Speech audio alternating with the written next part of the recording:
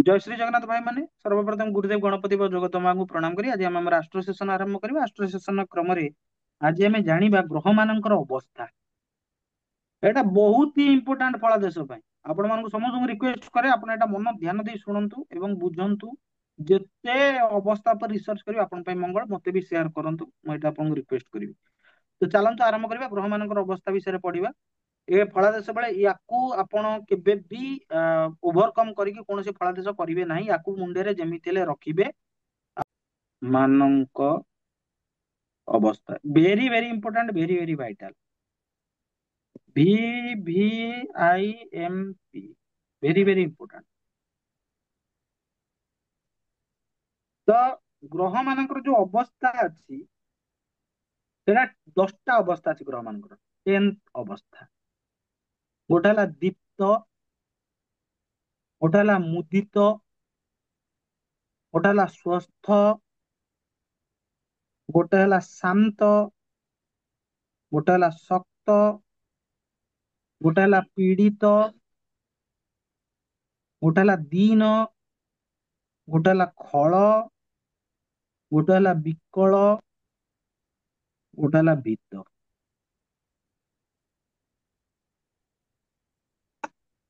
ठीक अछि ସମସ୍ତଙ୍କର ମନେ ରହିଲା ରାଜବାବୁ ଏଟା ମନେ ରଖିଲେ ଏଗୁଡା हम्म ସବୁ हम्म ଖାତା ନୋଟ୍स ବନେଇକି ରଖିବ ଏ ଭିଡିଓ ଟାକୁ ନୋଟ୍स ବନେଇବ ଭାଇ हम्म ଏ ଭିଡିଓରୁ ନୋଟ୍स ବନେଇବ हम्म ଠିକ ଅଛି ସର୍ବପ୍ରଥମ କଥା ହେଲା ଦୀପ୍ତ କାହାକୁ କହିବା ଗ୍ରହ ମାନେ ଯଦି ନିଜର ଉଚ୍ଚ ସ୍ଥାନରେ ଅଛନ୍ତି ବା ତ୍ରିକୋଣରେ ମୂଳ ତ୍ରିକୋଣରେ ଅଛନ୍ତି ତାଙ୍କୁ ଆମେ ଦୀପ୍ତ ବୋଲି କହିବା ଠିକ ଅଛି ତାଙ୍କୁ ଯଦି ନିଜ ଗୃହରେ ରହିଲେ ତାଙ୍କୁ କୁହାଯିବ ସ୍ୱସ୍ଥ ସ୍ୱଗୃହ ହେଲେ ସ୍ୱସ୍ଥ ମୁଦିତ କାହାକୁ କୁହାଯିବ ନା ମିତ୍ର କ୍ଷେତ୍ରୀ ହେଲେ ମୁଦିତ ବୋଲି କୁହାଯିବ ଶୁଭ ଗ୍ରହ ମାନଙ୍କ ବର୍ଗରେ ରହିଲେ ଶୁଭ ଗ୍ରହ ମାନଙ୍କର ବର୍ଗରେ ରହିଲେ ଶୁଭ ଗ୍ରହ କିଏ ନା ପାପ ବିମୁକ୍ତ ଚନ୍ଦ୍ର ଗୁରୁଦେବ ବୃହସ୍ପତି ଶୁକ୍ର ବୁଧ ଏ ଯଦି ଆଙ୍କର ବର୍ଗରେ ଶୁଭ ବର୍ଗରେ ରହିଲେ ଶୁଭ ରାଶିଙ୍କ କ୍ଷେତ୍ରରେ ରହିଲେ ତାହେଲେ ସେମାନେ ଶାନ୍ତ ହେଇଗଲେ ଠିକ ଅଛି ଆଉ ରଶ୍ମି ବଳରେ ଶୁଦ୍ଧ ହେଲେ ତାଙ୍କୁ କୁହାଯିବ ଶକ୍ତ ମାନେ ଯଦି ଗୁରୁର ଆସ୍ପେକ୍ଟ ମିଳିଗଲା କି ମାନେ ବେସିକାଲି ଶକ୍ତ କୁହାଯାଏ ଯେମିତି ନୈସର୍ଗିକ ଶୁଭ ଗ୍ରହଙ୍କର ଆସ୍ପେକ୍ଟରେ ରହିଗଲେ ତାକୁ ଶକ୍ତ ବୋଲି କୁହାଗଲା ଠିକ ଅଛି ତାହେଲେ ଗ୍ରହ ମାନେ ଯଦି ଯୁଦ୍ଧରେ ପରାଜିତ ହେଇଗଲେ ମାନେ କିଏ କୋଉ ଗ୍ରହ କୋଉ କମ୍ବିନେସନ ରେ ବସି ଡୋମିନେଟ ହେଇଗଲା ତାହେଲେ ତାକୁ କୁହାଯିବ ପୀଡିତ ରାଶି ବା ନବାଂଶରେ ଶତ୍ରୁ ଗ୍ରହରେ ଥିଲେ ତାକୁ କୁହାଯିବ ଦୀନ ପାପ ଯୁକ୍ତ ହେଇଗଲା ତାହେଲେ ହେଲା ଖଳ ଯଦି ଗ୍ରହ ନିଚ ଅବସ୍ଥାକୁ ପଳେଇଲା ବିକଳ ସରି ନିଚ ଗ୍ରହକୁ ପଳେଇଲେ ସେଟା ହବ ଭୀତ ନିଚ ଗ୍ରହକୁ ବହୁତ ଦିନ ପଢିନି ମୁଁ ଭୁଲ ଭାଲ କହୁଛି ନିଚ ଗ୍ରହକୁ ପଳେଇଲେ ସେଟା ହବ ଭୀତ ଏବଂ ଯଦି ଗ୍ରହ ଅସ୍ତ ହେଇଗଲା ତାହେଲେ ହେଇଗଲା ବିକଳ এই ଭିଡିଓଟାକୁ ବାରମ୍ବାର ଦେଖିବେ ଠିକ ଅଛି ନା ଭାଇ हम्म ତମ ଗ୍ରହ ଯେତିକି ଯାହା ଥାଉ ଯଦି ଏଇ ଯୋଉ ଅବସ୍ଥା ଭିତରେ ଅଛନ୍ତି ସବୁଠୁ ପାୱାରଫୁଲ ହେଲା ଏଇଟା ଏଇଠୁ ପାୱାର ଡାଉନ ଡାଉନ ଡାଉନ ହେଇକି ଗଲା ତମେ ଦେଖିଲ ତମେ ଦେଖିବ ମୁଁ ଆଜି କାଲି ଗୋଟେ ଦେଖୁଥିଲି ଆଇଏଏସ୍ ଅଫିସରଙ୍କ କୁଣ୍ଡଲି ମୁଁ ସେଟା ସେୟାର କରିବି ତୁମମାନଙ୍କୁ ତାଙ୍କର ଆସିଥିଲା ତାଙ୍କର ଟ୍ରାନ୍ସଫର ପାଇଁ ସେ ପଠେଇଥିଲେ ସିଏ ମୁମ୍ବାଇରେ ଅଛନ୍ତି ଜଣେ ସିନିୟର ଦେଇଥିଲେ ଆଇଏଏସ୍ ଙ୍କର କୁଣ୍ଡଲି ଜଣଙ୍କର ତାଙ୍କ କୁଣ୍ଡଲି ଦେଖୁଥିଲେ ଗୋଟେ ଆଇଏଏସ୍ ଙ୍କର ମିଳିଲା ଗୋଟେ ଆଇଆରଏସ୍ ଙ୍କର ମିଳିଲା ଭାଇ କୁଣ୍ଡଲିରେ କିଛି ଡିଫରେନ୍ସ ନାହିଁ ତାର ବହୁତ ସାରା ତାର ଦିଟା ପ୍ଲାନେଟ ଦୀପ୍ତ ଅଛନ୍ତି ଆଉ ବହୁତ ସାରା ପ୍ଲାନେଟ ନିଜର ସ୍ଵ ନକ୍ଷତ୍ରରେ ଅଛନ୍ତି ଯୋଉ ଘରରେ ବି ଥାନ୍ତି ସ୍ଵ ନକ୍ଷତ୍ରରେ ଅଛନ୍ତି ଆଉ ୟାର ଯୋଉ ଯୋଉ ଯିଏ ଆଇଏସଏଲ ତାଙ୍କର ଦିଟା ଦୀପ୍ତ ଅଛନ୍ତି ମେନ୍ ମେନ୍ ଗ୍ରହ ମୁଁ କିଛି ନାଁ କହିବିନି କାହାର କି ଇଏ କହିବିନି ଯିଏ ଆଇଆରଏସ୍ ହେଲେ ଇଣ୍ଡିଆନ ରେଭିନ୍ୟୁ ସର୍ଭିସ କରିଛନ୍ତି ତାଙ୍କର ସନ୍ ସରି ଜୁପିଟର ଆଉ ସଟନଙ୍କର ଦୃଷ୍ଟି ଅଛି ଆଉ ତାଙ୍କର ବହୁତ ସାରା ଗ୍ରହ ସ୍ୱସ୍ଥ ଅବସ୍ଥାରେ ଅଛନ୍ତି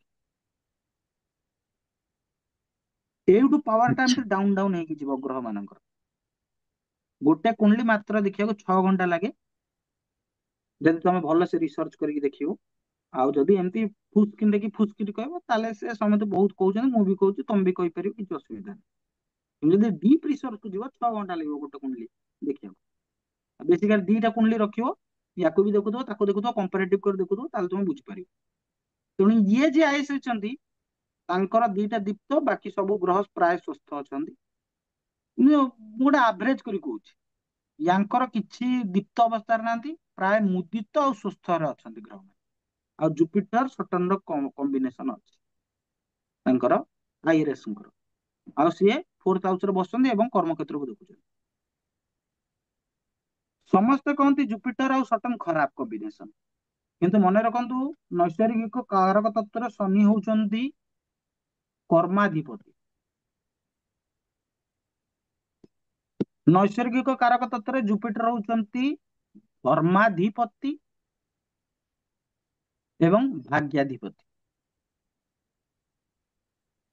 ଯୋଉଠି ତମେ ସନ୍ ଜୁପିଟର ର କମ୍ବିନେସନ ପାଇଲ, ସେଠି ଲେଖିଦବ ଗଙ୍ଗା ଜଳ। ସନ୍ ଜୁପିଟର କମ୍ବିନେସନ ଯୋଉଠି ବନୁଥିବ, ଯୋଉକୁ ଦେଖୁଥିବ, ସେ ହେଇଗଲା ଗଙ୍ଗା ଜଳ। ଯୋଉଠି ସଟର୍ନ ଜୁପିଟର କମ୍ବିନେସନ ପାଇଗଲ, ସେଇଠି ତମେ ଦେଖିଦବ ହାଇୟର ପୋଜିସନ। ଆଖି ବନ୍ଦ କରି କହିବ, ମୁଁ ତମକୁ ପୁରା ପ୍ରେଡିକ୍ସନ ପଢେଇବା ଆରମ୍ଭ କଲି। ଯୋଉଠି ସଟର୍ନ ଜୁପିଟର ଦେଖିଦେଲ, ସେଇଠି ଦେଖିଦବ ହାୟର ପୋଜିସନ। ସବଜେକ୍ଟ ଟୁ ଇଏ ସଟର୍ନ ଜୁପିଟର 6, 8, 12 ରେ ନଥିବେ। ଇଏ ସନ୍ ଜୁପିଟର ଯୋଉଠି ବି ଥାନ୍ତୁ, କିଛି ଅସୁବିଧା ନାହିଁ। ପ୍ରାୟତଃ 90-80% କେସରେ ସନ୍ ଜୁପିଟର ହଉଛନ୍ତି ଗଙ୍ଗା ଜଳ। ତମେ ଦେଖିବ ଯାହାର ସନ୍ ଜୁପିଟର 7th ହାଉସରେ ବସୁଛନ୍ତି ଏବଂ ଲଗ୍ନକୁ ଦେଖୁଛନ୍ତି, ସେ ଲୋକ ଯାହାକୁ ଯାହା ଆଶୀର୍ବାଦ କରିଦେବ ତାର ଫଟ ସେ ହେଇଯିବ। ତମର ଯଦି କୌଣସି ପ୍ରୋବ୍ଲେମ ଅଛି, ତମ ମନ ଅଶାନ୍ତ ଅଛି, ତମେ ସନ୍ ଜୁପିଟର ଲୋକଙ୍କ ପାଖରେ ବସି 2-3 ସେକେଣ୍ଡ କଥା ହେଇଯିବ, ତମର ମନ ପୁରା ଏଲିଭେଟେଡ ହେଇଯିବ। ତମକୁ କର୍ମ ବିଷୟରେ କିଛି ରିମେଡି ନବାର ଅଛି, କର୍ମ କିଭଳି ଭାବରେ କରିବାର ଅଛି, କୋଉ ଆଙ୍ଗେଲ ରୁ କୋଉ କରିବାର ଅଛି, ତମେ ଏଇ ଲୋକମାନଙ୍କ ପାଖକୁ ଯିବ, ଏଇ ଲୋକମାନଙ୍କ ସହିତ ଡିସ୍କସନ କରିବ, ତମେ ଜାଣିପାରିବ। କିନ୍ତୁ ତମେ ଏଇ ଯୋଉ 10ଟା ଅବସ୍ଥା ଗ୍ରହର ଭଲସେ ମନେ ରଖିବ, ଦୀପ୍ତ, ମୁଦିତ, ସ୍ୱସ୍ଥ, ଶାନ୍ତ, ଶକ୍ତ, ପୀଡିତ, ଦୀନ, ଖଳ, ବିକଳ, ଭୀତ। ଏ ଜିନିଷଟାକୁ ତୁମେ ଯଦି ନେଗ୍ଲେକ୍ଟ କରିକି ଫଳାଦେଶ କଲ, ପ୍ରାୟତଃ ତୁମକୁ ଅସୁବିଧାର ସମ୍ମୁଖୀନ ହେବାକୁ ପଡିବ। ତେଣୁ ଭାଇ ମାନେ ଏଇଟା ଦୟାକରି ଏଇ ଯୋଉ ଅବସ୍ଥା ଅଛି ଗ୍ରହର ଅବସ୍ଥା, ଉପରେ ଟିକେ ଦୟାକରି ଆପଣମାନେ ରିସର୍ଚ୍ଚ କରନ୍ତୁ, ମୋର ଏଇଟା ରିକ୍ୱେଷ୍ଟ ଆପଣମାନଙ୍କୁ। ଠିକ ଅଛି ନା? ମୁଁ ଆଉ ଥରେ କହି ରଖେ, ଗ୍ରହ ଯଦି ନିଜର ଉଚ୍ଚ ସ୍ଥାନ ବା ମୂଳ ତ୍ରିକୋଣରେ ଅଛି ତାହେଲେ ସେ ଦୀପ୍ତ, ନିଜ ଘରେ ଅଛି ତାହେଲେ ସୁସ୍ଥ, ମିତ୍ର ଘରେ ଅଛି ତାହେଲେ ମୁଦିତ, ଶୁଭ ଗ୍ରହର ବର୍ଗରେ ରହିଲେ ଶାନ୍ତ, ରଶ୍ମି ବଳରେ ଶୁଦ୍ଧ ହେଲେ ଶକ୍ତ, ଗ୍ରହ ଯୁଦ୍ଧରେ ପରାଜିତ ହେଲେ ଅତି ପୀଡିତ ବା ପୀଡିତ, ରାଶିରେ ବା ନବାଂଶରେ ଶତ୍ରୁଗୃହୀ ହେଲେ ଅତି ଦୀନ, ପାପ ଗ୍ରହ ଯୁକ୍ତ ହେଲେ ଖଳ, ନିଚ ଗ୍ରହ ଯୁକ୍ତ ହେଲେ ଭୀତ ଏବଂ ଅସ୍ତ ହେଲେ ବିକଳ ଅବସ୍ଥା ପ୍ରାପ୍ତ ହୁଅନ୍ତି। ଇଏ ହେଲା ସବୁଠୁ ହାଇଏଷ୍ଟ ନମ୍ବର ପାୱାରଫୁଲ, ଇଏ ହେଲା ସବୁଠୁ ଲୋଏଷ୍ଟ ନମ୍ବର ପାୱାରଫୁଲ। ହୁଁ। କ୍ଲିୟର ନା ଭାଇ? ହୁଁ। ଆଜିର ସେସନ ପାଇଁ ଏତିକି। ସମସ୍ତଙ୍କୁ ଜୟ ଶ୍ରୀ ଜଗନ୍ନାଥ।